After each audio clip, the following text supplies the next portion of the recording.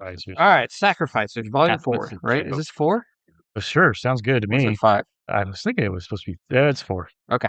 It is Final 4. volume. Final volume, like 6 issues in there. Yes. Basically, things are left off where there's Pigeon killing the gods, and then you got the daughter of the sun and moon that's got some weird entity in her, and she's acting like a common folk and trying to save what few people are around. All right, without spoiling too much, what did you think about the way this arc went? Because I would say it did not go at all in any direction I was expecting.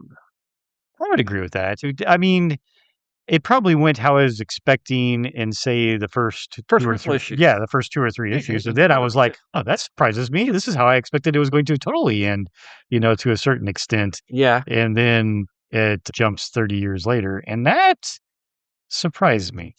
So I guess my biggest issue with this book and the ending, and maybe I should have seen it coming from the name of the book, but you've got the whole, like, the gods are evil, they're taking advantage of the people, they're providing for them, but they're also, like, sucking their life force of their children or whatever, right? That's the premise, right? The Well, gods are they're bad, sucking the life force from the children because they want to live forever. Yes, but Right. yes.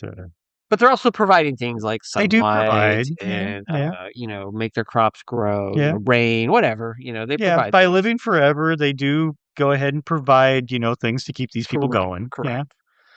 So when we get to the end, after that being like the premise, what's the takeaway? That's what I can't figure the fuck out. Yeah. That's what I can't. I know I'm totally with you I still wasn't entirely sure why what happened, either. I mean, at this whole thing, especially in this last part, one of the big things is that, you know, Pigeon is, has siblings or has kids, I mean, and He does. he does not want his kids to sacrifice at all. and provide for the world. Provide for the world at all. Yeah. And so at the end of the day, but he's letting his wife do that. Yes. And And it's pretty much killing her. Yes. Why doesn't he want his kids to do it? I don't know. I am with That's you. what I don't get. That Like, whole that's the part thing- where it all falls apart. Yes, I totally agree. And Because- he's so against this. I know. And then at the end of the day, when they finally do something, Correct. it's like, oh my God, the war has ended and everything else. And that's all that's like it. roses, And right? Yes. So what the fuck was he fighting I against? don't know. What did his wife die for? What was his point? I am with you. Yeah. So maybe I'm just too dumb.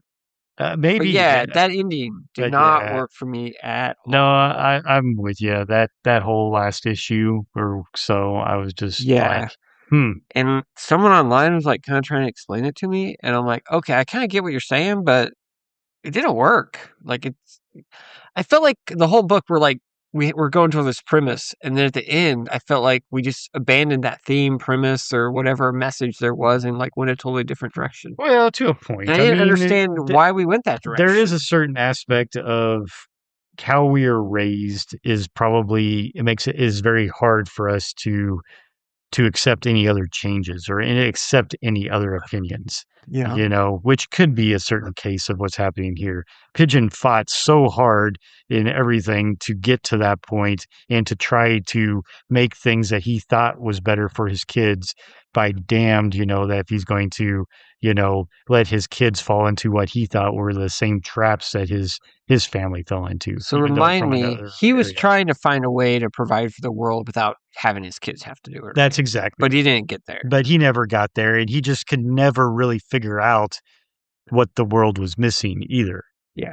I don't think he was allowing himself to go back to that realm. And even the way that he was raised, I don't even know if he really knew too much of what the hell was going on in the world anyway, because he was locked in a freaking shed for most of his life. Yeah. So there's a certain aspect of your history affecting you and the choices you make later, perhaps. I guess. And then the other problem, like Pigeon was kind of, I don't know if you call him a hero, but he was the protagonist, right? And at the end, he completely betrays everything he claimed to stand for. And then didn't even accomplish any of the things he was trying to do, but he sacrificed everything. And I never found him, though, the protagonist. I can see that. Right? He was an asshole. He was an ass most of the time. Of the world of assholes, he was the least asshole, and he was actually trying to fight a point. against. I mean, the his assholes. sister was probably one of the best characters in general. I guess. In a lot of ways. She kind of goes dark at the end too. She does go a little dark, but that's because she's trying to.